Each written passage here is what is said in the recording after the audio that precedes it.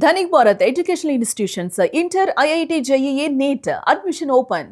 ఇక పశ్చిమ బెంగాల్లో ఘోర రైలు ప్రమాదం సంభవించింది. ఇక ముర్షిదాబాద్ జిల్లాలో స్కూల్ వ్యాన్ వేగంగా వచ్చి ఢీకొట్టింది ఓ రైలు. ఇక లెవెల్ క్రాసింగ్ వద్ద రైల్వే ట్రాక్ దాటుతుండగా ఈ ఘటన చోటు చేసుకుంది.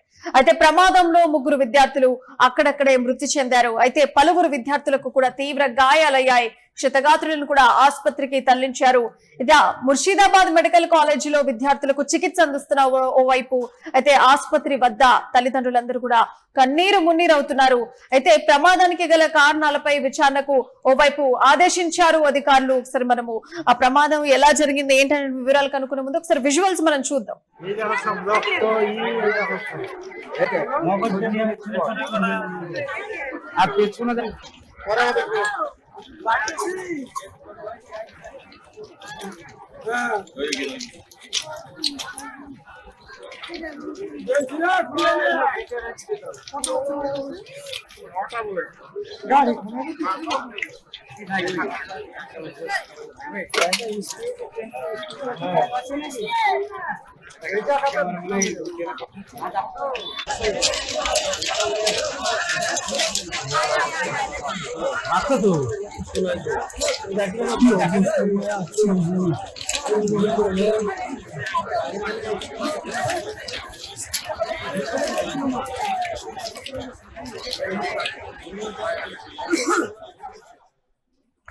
ఇక పశ్చిమ బెంగాల్లో ఘోర రైలు ప్రమాదం చోటు చేసుకుంది. ఇక ఈ అంశానికి సంబంధించినటువంటి పూర్తి డీటెయిల్స్ మా ప్రతినిధి వెంకట్ అందిస్తారు. అయితే వెంకట్, ఈ ప్రమాదం ఎప్పుడు జరిగింది?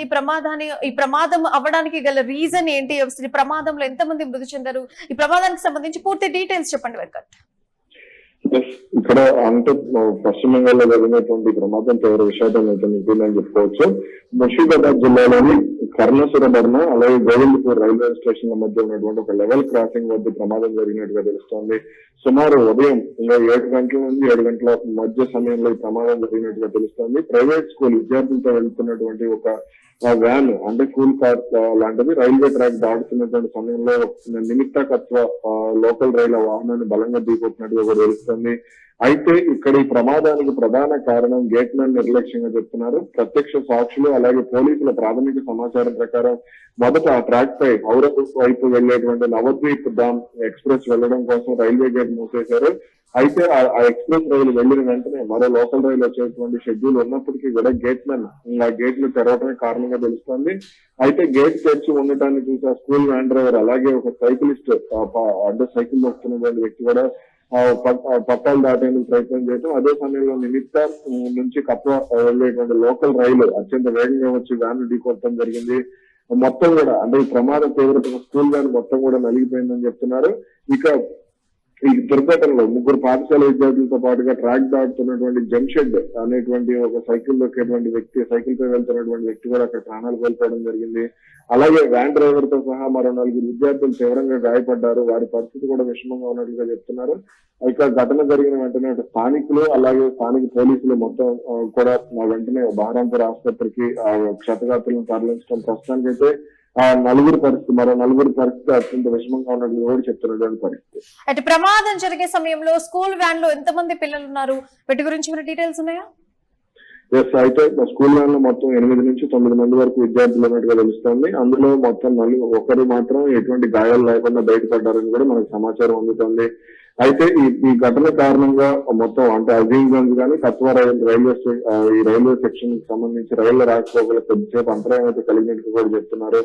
అలాగే ఇక దీనికి సంబంధించి కేంద్ర ప్రభుత్వం కూడా ఆరాధిస్తుంది. కేంద్ర రైల్వే శాఖ మంత్రి కూడా దీనికి సంబంధించి ఆరాధిస్తున్నట్టు కూడా మనకు సమాచారం అందుతుంది. ఇప్పుడు హాస్పిటల్లో అడ్మిట్ అయినటువంటి స్కూల్ పిల్లల పరిస్థితి ప్రస్తుతానికి ఎలా ఉంది? అయితే ప్రస్తుతానికి వాళ్ళ ఆరోగ్యం అయితే విషమంగా ఉన్నట్టు తెలుస్తుంది. దీనికి సంబంధించి అటు ముఖ్యమంత్రి సువేంద్ర అధికారి కూడా ఆరాధించి మెరుగైన వైద్యం అందించే విధంగా చర్యలు తీసుకోవాలని ఆలోచించడం జరిగింది. Right Venkat, thank you for the update. So మొత్తానికైతే పశ్చిమ బెంగాల్లో ఘోర రైలు ప్రమాదం చోటు చేసుకుంది. ముర్షిదాబాద్ జిల్లాలో స్కూల్ వ్యాన్ ని వేగంగా వచ్చి ఢీకొట్టింది రైలు. ఇక లెవెల్ క్రాసింగ్ వద్ద రైల్వే ట్రాక్ దాటుతుండగా ఈ ఘటన చోటు చేసుకుంది. ప్రమాదంలో 3 విద్యార్థులు అక్కడికక్కడే మృతి చెందారు. ఉన్నారు. అయితే పలువురు విద్యార్థులకు కూడా తీవ్ర గాయాలయ్యాయి. సో వారిని హాస్పిటల్ కి కూడా తరలించారు. ముర్షిదాబాద్ మెడికల్ కాలేజీలో విద్యార్థులకు కూడా చికిత్స అందిస్తున్నారు. ఆసుపత్రి వద్ద తల్లిదండ్రులు అయితే కన్నీరు మున్నీరు అవుతున్నారు. అయితే ప్రమాదానికి గల కారణాలపై విచారణకు ఆదేశించారు అధికారులు. సో మొత్తానికైతే ముర్షిదాబాద్ రైలు ప్రమాదంలో 3 చిన్నారులు స్టూడెంట్స్ కూడా మృతి చెందినట్టు తెలుస్తుంది. మరికొంతమందికి కూడా హాస్పిటల్ కి తీసుకెళ్లి చికిత్స అందిస్తున్నట్టు తెలుస్తుంది. ప్రస్తుతానికైతే ఎవరైతే హాస్పిటల్ అడ్మిట్ అయ్యారో వాళ్ళకైతే ప్రాణాపాయం తప్పినట్టే ఇన్ఫర్మేషన్ అందుతుంది. సో ఈ రైలు ప్రమాదానికి ఇక్కడ మెయిన్ కారణాలు ఏంటి అని తెలుసుకోవాలని చెప్పేసి అధికారులు కూడా తెలుసుకోవాలని చెప్పేసి ఆదేశాలు జారీ చేసినట్టు కూడా తెలుస్తుంది. కానీ హాస్పిటల్ దగ్గర ఎవరైతే కుటుంబీకులు ఉన్నారో స్టూడెంట్స్ యొక్క పేరెంట్స్ అందరూ కూడా కన్నీరు మున్నీరు అవుతున్నారు. అసలు మా పిల్లల పరిస్థితి ఏంటి, ఇలా అయిపోయింది, మమ్మల్ని ఎవరు ఆదుకుంటారు అన్నట్టుగా కూడా వాళ్ళందరూ కూడా ఏడుస్తున్నటువంటి పరిస్థితి కనిపిస్తోంది.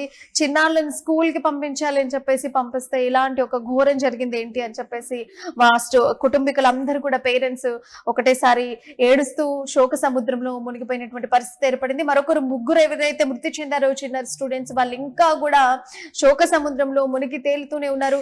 ఈ యాక్సిడెంట్ గల ప్రధాన కారణాలు అయితే ఇంకా తెలియాల్సి ఉంది. సో వాటికి సంబంధించి విచారణ చేయాలని చెప్పేసి అధికారులకైతే ఆదేశాలు జారీ చేశారు అధికారులు. సో మొత్తానికైతే ఈ ఘటనపై మరి సైదాబాద్ పోలీసులు ఏమైనా అదుపులో తీసుకున్నారా, లేకపోతే దీనికి ఎలా విచారణ చేస్తున్నారనేటువంటి పూర్తి డీటెయిల్స్ తెలియాలంటే విచారణ కంప్లీట్ అయిపోయిన తర్వాత మనకు తెలుస్తుంది యాక్సిడెంట్ గల కారణాలకు సంబంధించి. అయితే సో వ్యాన్ లో అయితే చిన్నపిల్లలు స్కూల్ స్టూడెంట్స్ ఉన్నారు. సో అనుకోకుండా అకస్మాత్తుగా రైలు స్పీడ్ గా వచ్చి ఒకసారిగా గుద్దేసరికి మనం విజువల్స్ కూడా యూట్యూబ్ స్క్రీన్ మీద చూస్తున్నాము. మొత్తం నుజ్జు అయినట్టు కనిపిస్తుంది కారు ముందు భాగం మొత్తం కూడా. అంటే ఈ యాక్సిడెంట్ లో 3 చిన్న పిల్లల్ని అంటే విద్యార్థుల్ని కోల్పోవడం కూడా, వారు మరణించడం అనేది పెద్ద బాధ ఎవరైతే వాళ్ళ పేరెంట్స్ ఉన్నారో. సో మొత్తానికైతే ఇక్కడ హైదరాబాద్ ఇది ప్రమాదంలో 3 అయితే విద్యార్థులు అక్కడికక్కడే మృతి చెందారు. అయితే ప్రమాదానికి గల అసలు కారణాలు అయితే ఇంకా కూడా తెలియాల్సి ఉంది. ఒక 3 అయితే మృతి చెందారు, మరికొంతమందికి అయితే హాస్పిటల్ అయిపోయి వాళ్ళకైతే చికిత్స అందిస్తున్నారు. సో మొత్తానికైతే కుటుంబీకులు ఎవరైతే ఉంటారో అయితే వాళ్ళందరూ కూడా శోక సముద్రంలో మునిగి తేలుతూ ఉన్నారు. మా స్టూడెంట్స్ ని ఇవాళ మా పిల్లల్ని ఇలా చూడటం, మరి స్కూల్ ఎలాంటి బాధ్యత కూడా వహిస్తుంది అనేటువంటి వివరాలు అయితే ఇంకా తెలియాల్సి ఉంది.